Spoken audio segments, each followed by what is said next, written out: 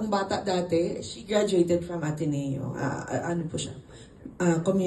Management in, major in Communications Technology. Yun ko pong anak na valedictorian, siya po ay nag-aral sa Japan as an exchange student. Siya naman po ay graduated cum laude industrial engineering from UP. Tapos, nag-represent po siya ng country in many times. Siyempre, ako rin po ang nagbayad. Laging ganun, di ba? Pero ang mahalaga, dahil may Sun Life ka, may pambayad ka lagi. Tama, di ba? And then, yung pambunso ko ay Lasal. So, Lasal tough po siya. And then, so aside na napagtapos ko po sila, nadala ko po pa sila sa mga bansa na pag sinabi nila, Ma, gusto kong makarating dito, nadala ko sila. Yan pong, ito po, medyo mabata-bata. Ma, para maganda makarating sa New York, kasi yun yung mismong katapat ng Pilipinas. Let's go. O, di ba? Ano yan ano tawag doon? MDRT conference. Sinama ko sila. So, nag-US din kami.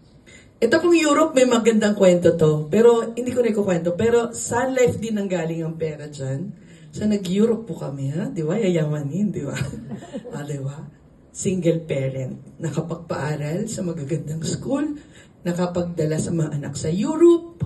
Hindi ko na po malagay lahat kasi ang dami. Australia, tapos Shanghai. Ito po yung latest namin. Egypt. Nag-Holy Land po kami. Egypt, Petra, Jordan. Ito po ay Vietnam. Kasi po yung bunso namin ay nasa US na ngayon. At ang pinakamagandang news po, alam nyo kasi nung bata sila, dahil single mom ako, di ba? Minsan may mga Saturday or Sunday na makikipag-meet. Tapos may need silang bilhin sa mall, di ba? Na kailangan ko ng pants, kailangan ko ng notebook, whatever book. Sasama ko sila. So nandun sila minsan katabi ko sa client. Memorize nila ang presentation ko.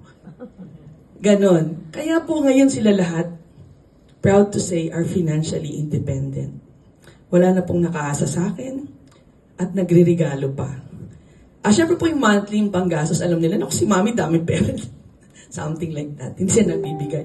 Pero nagre-regalo po. So, ang pinaka-big time na nagregalo, kasi I just turned 60 also, is the panganay.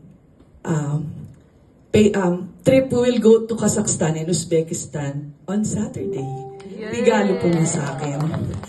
Di ba po? Kasi biniyahe ko sila. Ngayon, pinabiyahe na nila ako. Thanks to Sun Life. Na hindi lang yung, siguro kung nag-corporate executive kasi ko, baka nawalan ako ng time for them eh. Hindi ko alam, naturuan ko ba sila ng financial literacy. But because of this, alam niyo po itong bunso ko, di ba, nasa US siya. Yung mga kasamahan niya, laki ng kita nila eh sa US kasi tinuturuan niya yung mga kaka-opisina niya na ganito magtipid, ganito nyo i-budget yung pera nyo. So yun po. Yan po yung trahedya na pinanganak ko sila na nawala yung tatay nila. But ngayon po, kahit paano ay naging victorious kami sa aming challenge. Of course, with God's blessing po. Thank you po.